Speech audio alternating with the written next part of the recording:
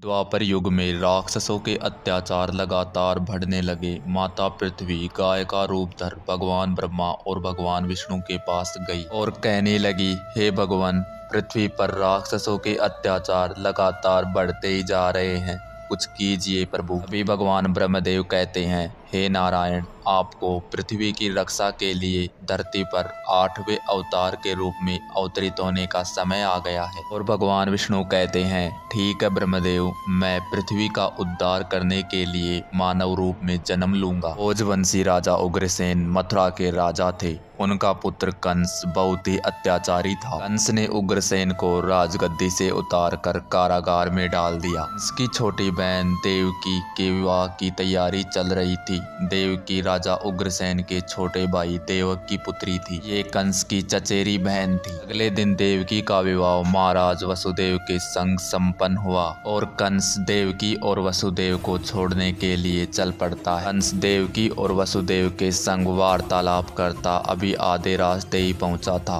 तभी एक आकाशवाणी होती है और आकाशवाणी से आवाज आती है, हे कंस, जिस देवकी से तू प्रेम करता है उसी देवकी की 8वीं संतान तेरा काल होगी। इस आकाशवाणी को सुनकर क्रोध में आ गया और देवकी और वसुदेव को कारागार में बंद कर दिया। देवकी और वसुदेव कारागृह में दुख भोग रहे थे। कंस देवकी और वसुदेव को धमकाता रहता था। वसुदेव देवकी के जब भी कोई बच्चा जन्म लेता तब कारागृह में आकर कंस देवकी से उसे छीनकर मार देता। इसी तरह कंस देवकी के 6 पुत्रों की हत्या कर देता है। जब देवकी वसुदेव के 7वां पुत्र जन्म लेता है तब वह उसे किसी तरह कंस से बचाकर माता रोहिणी को दे देते हैं। देवकी की 8वीं संतान के रूप में भगवान विष्णु भाद्रपद माह के कृष्ण पक्ष की अष्टमी को अवतरित होते हैं। भगवान श्री कृष्ण के अवतरित होते ही कालकोटरी में प्रकाश फैल गया। तभी वसुदेव के सामने भगवान विष्णु प्रकट होते हैं और उनसे कहते हैं, वसुदेव, मेरा जन्म कंस के संगार हेतु हुआ है। तुम मुझे नंदराज के यहाँ गोकुल में पहुंचा दो और उनकी अभी अभी जन्मी पुत्री को लाकर कंस को सौंप दो। भगवान विष्णु इतना कहकर अंतर्ध्यान हो जाते हैं। देखते ही देखते वसुदेव की हथकड़ियाँ अपने आप खुल गई, कारागृह के द्वार भी अपने आप खुल गए और सभी पहरेदार सो गए। वसुदेव श्री कृष्ण को एक टोकरी में लेटाकर गोकुल के लिए चल दिए। यमुना नदी भगवान श्री कृष्ण के चरण छूना चाहती थी,